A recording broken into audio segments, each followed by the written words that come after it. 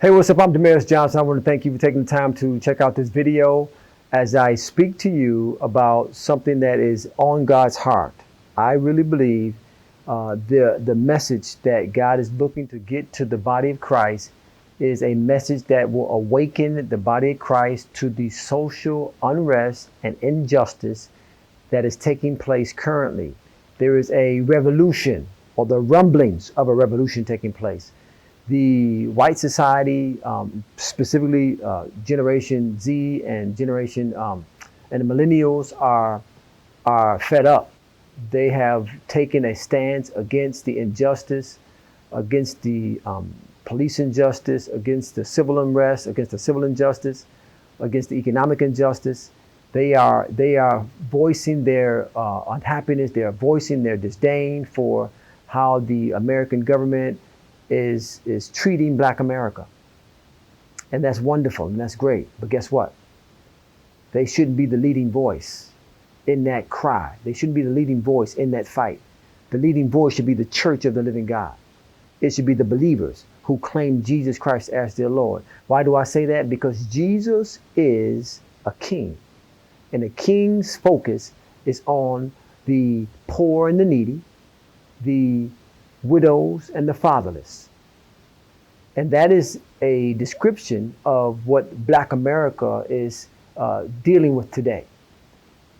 Black America, because of the social engineering of the dominant white society, has positioned Black America to be the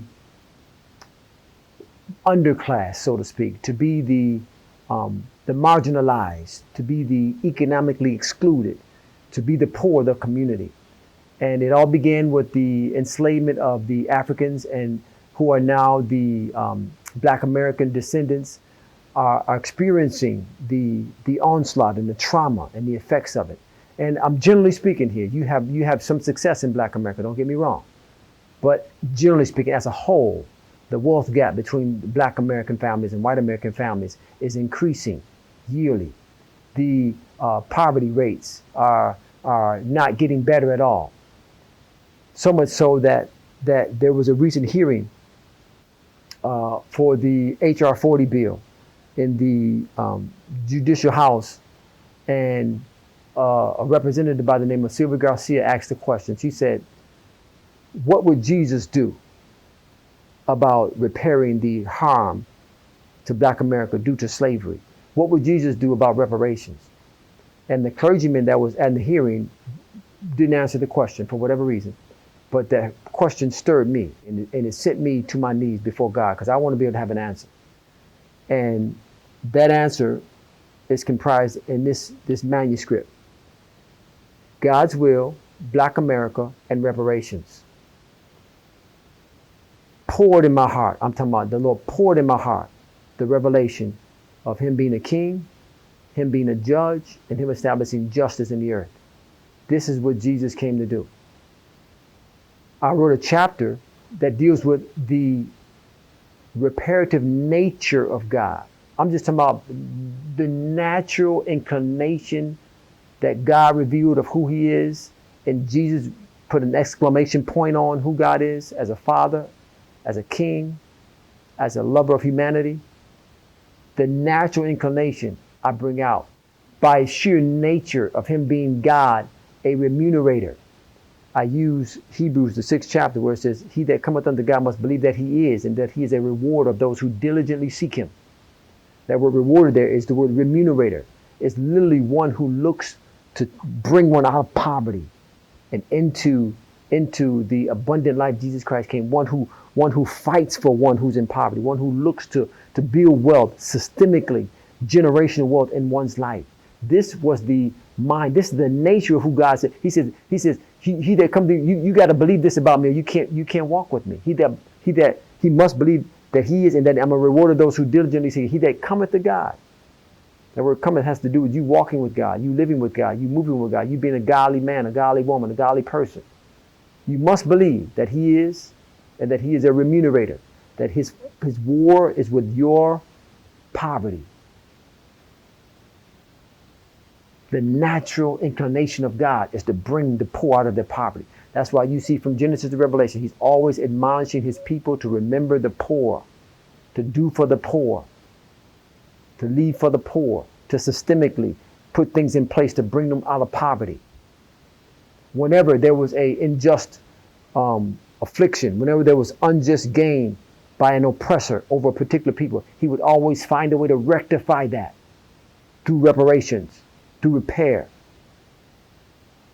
God is a remunerator. And by nature, by his natural inclination of being God, he looked to repair and reparate those who've been unjustly treated, those who've been economically excluded, and those who've been maltreated and put in a position to where they have to fight and fend and deal with poverty consistently. God's will is that Black America be reparated, and now is the time. It's a manual you want to get your hands on. I also go into how salvation and the salvific nature of salvation is to repair, is to reparate, is to recompense, is to reconcile. And true reconciliation begins with being sure that the injured, due to the brokenness of the relationship, due to the iniquity of the relationship, is repaired. It begins with reparations. Salvation is God's reparative plan, or his reparation plan for man who was enslaved to sin and lost his ability to function and do the things that God would have them to do. When Jesus came, he restored that, he repaired that, he reparated the anguish and the anxiety and the suffering and the stress that man was subject to because he failed to sin and sin's dominance over him. That's why he gave us gifts that's designed to cause us to profit, so that we might be repaired, so that we might be reparated, systemically reparated. Salvation is so powerful and designed to bring reparations. When Zacchaeus, who was a tax collector, was a nice way to say he was an extortionist, when he experienced and encountered Jesus, the Bible doesn't say or doesn't mention Jesus saying anything to him at all about reparating or repairing those who he had extorted, those who had put in poverty, those who had lorded over. Don't say anything that Jesus said anything to him about it at all. All we hear Jesus say to him is, today, Zacchaeus, I'm supposed to stay at your house. Then after that, the next thing we know, Zacchaeus is running around declaring, half of my goods I'll give to the poor. If I've stolen anything, if I've extorted anybody, I'll return unto them that which I've stolen plus some. Salvation by nature calls for reparations to be granted to those who've been unjustly mistreated, those who've suffered at the hands of the oppressor, those who've been misused and abused and robbed of their wages, those who've been oppressed and unfairly taxed and called to serve. Salvation by nature, like one of the chapters is just the sheer nature of God and salvation demands for reparations to be granted to Black America, and now is the time. This is the final manuscript. I'm about to ship this off to my editor, and then we're off to print. You want to get a copy of this. You want to get a copy of this. This is to the church. This is to the white church. This is to the Black church. This is to Black America. This is to white America. You want to tell friends about it. You want to get this manual. I'm telling you, it revolutionized my life and my way of thinking. And I know it'll do the same for you. And if you got a heart for God, if you got a desire to do what's on God's heart, then you'll fight for what should rightfully be granted to the poor, to the needy, to the widows, to the fatherless, to Black America, who's been socially engineered, systemically positioned in a place of poverty. Now, I'm not saying that Black America hasn't fought and overcome, but we had to fight and overcome things we should have never had to fight and overcome. We had to work so hard for things we should have never had to work so hard for. But we've been able to resilient. We've been very resilient. We've been able to overcome, but not as a whole. And the reparative plan that God desires and God is demanding and God has established and God's will is for a national reparative plan that's going to lift the whole of Black America out of the degree of poverty that they live with today. This is the will of God. You need this manual. You need to read it so that you can declare it, so that you can fight for justice to be established in America. This is our America. United, we stand.